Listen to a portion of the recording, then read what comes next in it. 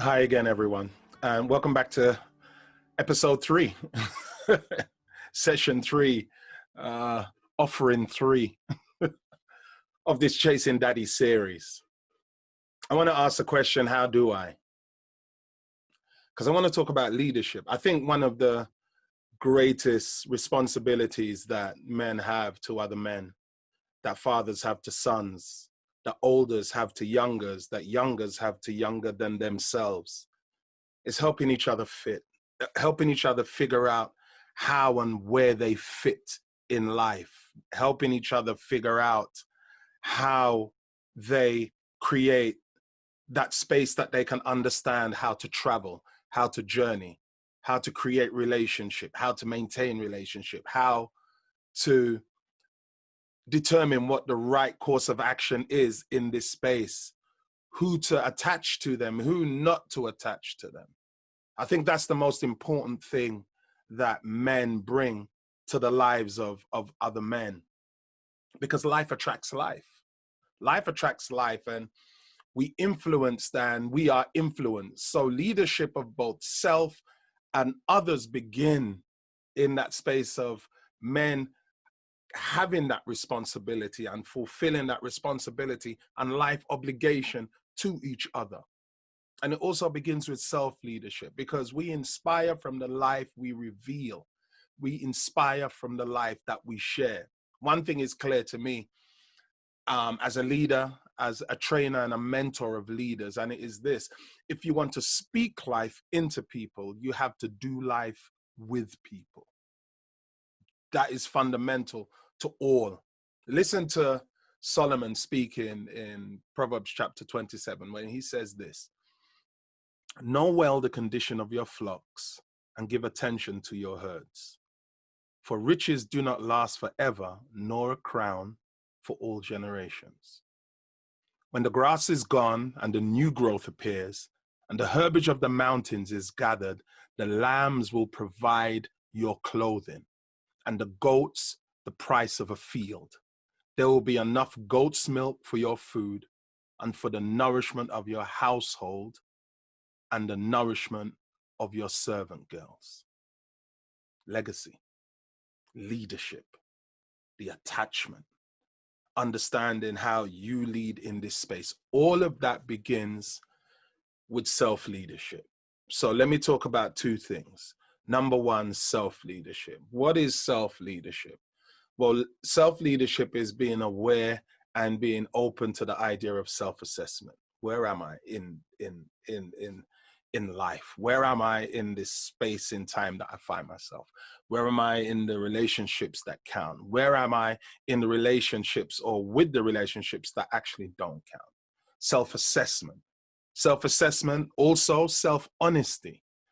You know, the one person that you can never lie to and should never develop the habit of lying to is yourself. Because if you lie to yourself, you can never be helped. A person who sets up that whole idea of a lack of self-honesty as the way in which they operate in life can never prosper in life. A man who does that, who is never self-honest, is a man that you cannot afford to have in your company of men. A man that you cannot afford to allow to influence your sons or your daughters. Self-honesty. Self-leadership is also about self-consciousness. And self-consciousness in this aspect, in the idea of self-consciousness, I'm talking about mindfulness, your own personal self-care. Self-care is your first care, your own self-care, your own self-efficacy, the way in which you build and you protect that, the way in which you encourage that with the people around you. Self-leadership is also about self-denial, because you can't do everything. You can't. Neither should you choose to. There are going to be times in which you're going to have to deny yourself the short term in order to gain the long term. There are some times in which you may have to forego the long term in order to deal with the immediate short term. But it's about developing that habit of self-denial, and then also self-surrender. Surrender. Especially when it comes to the idea of spirituality and God. I said in last week's session, A man who can't take counsel from another man, don't fool yourself that you can hear from God or that you're going to hear from God.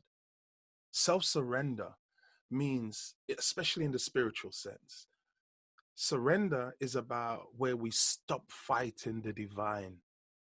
We stop fighting God in the places that he's trying to grow us. Self-surrender, surrendering yourself to what is higher than you, to what is deeper than you, to what is broader than you, to who calls you to more. Self-leadership. Self-leadership is about self-assessment. It's about self-honesty. It's about self-consciousness. It's about self-denial. It's about self-surrender. Self-leadership. But then there's people leadership. People leadership. People influencing. I think the most important thing that we have to be mindful of, and we have to be conscious of, and we have to be intentional about when it comes to leading each other as men, and when it comes to leading and inspiring other men, it's about leading living, not just tasks. Because we live within a culture that is so task conscious, so task focused, so KPI driven, that it leaves no space for living. COVID has taught us that, because COVID has just shut down the whole planet, shut down everything that you chase. And now that you don't have it, you realize, all right, well then, actually, how do I live? How do I love better here? Now that I have to work at home and that my children are seeing working daddy at home, and they're seeing how daddy is driven and who daddy is and what daddy does and how daddy is so consumed by his work at home, is that what we want to see? Is that what we want them to see in us? Now that they've realized actually that work has always been the center of daddy's life and we orbit around that.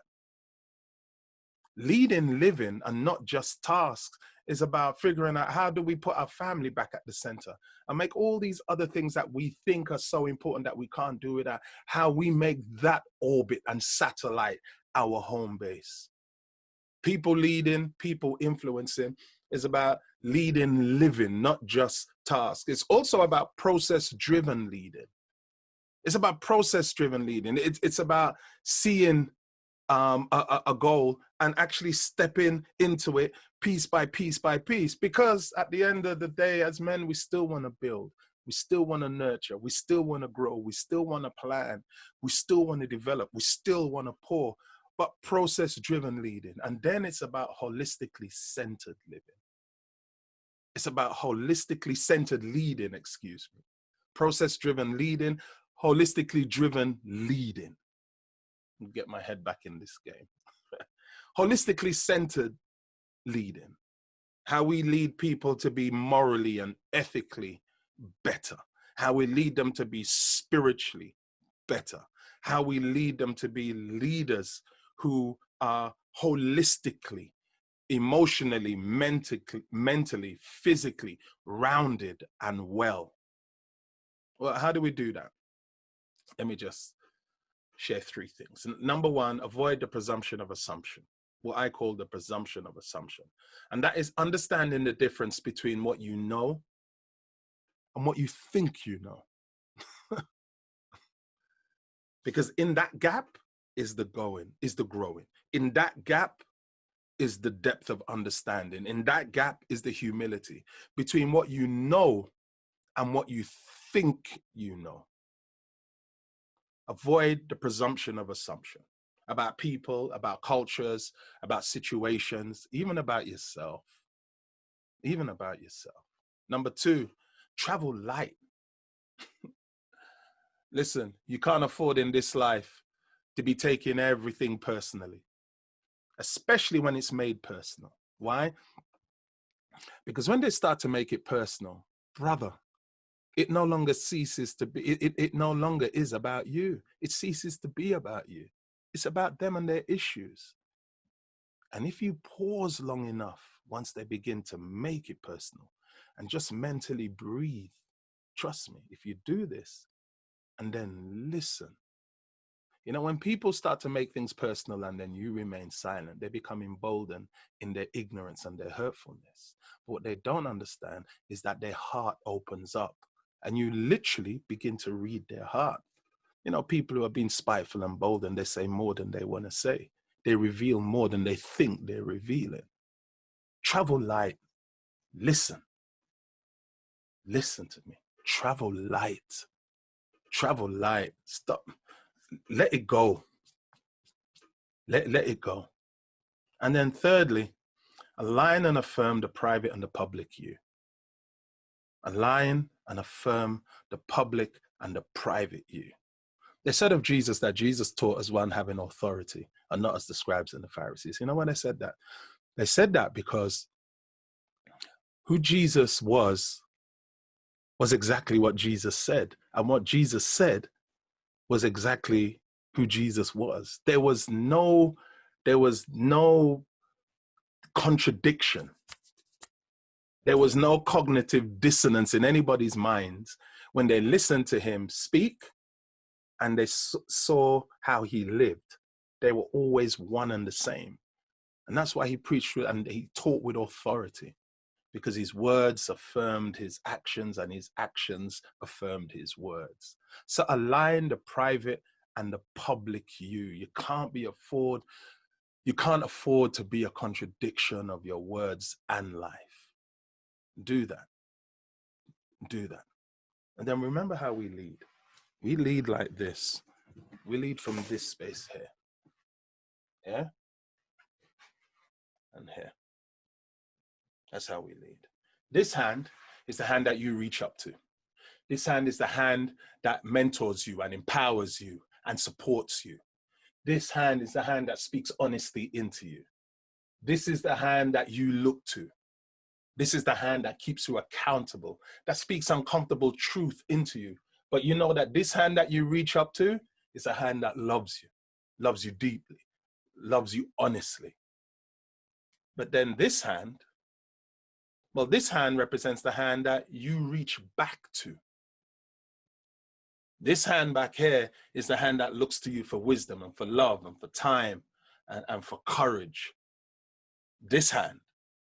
But this hand and this hand always means that where the ground is always level. You're not less than the one you reach up to, and you're not greater than the one you reach back to.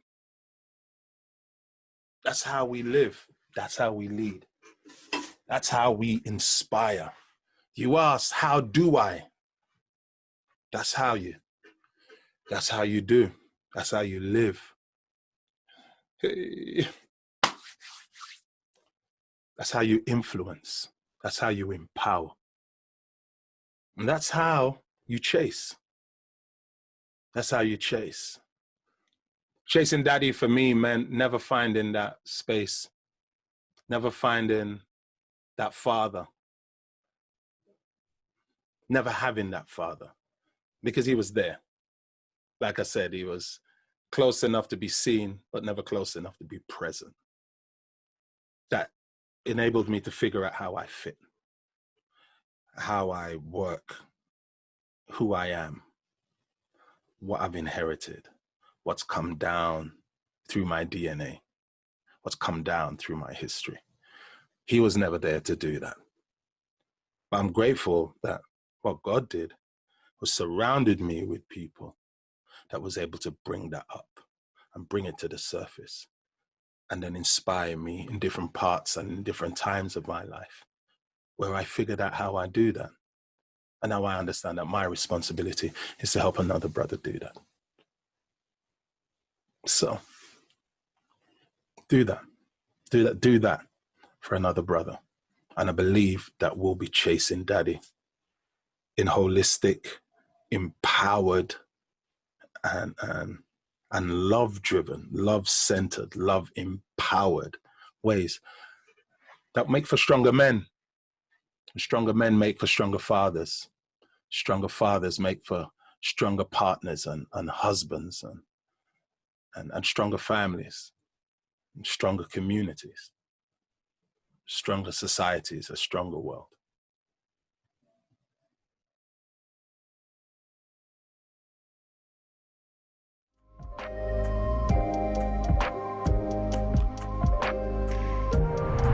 Thank you so much for joining us for the Wednesday Word. We'll see you this weekend.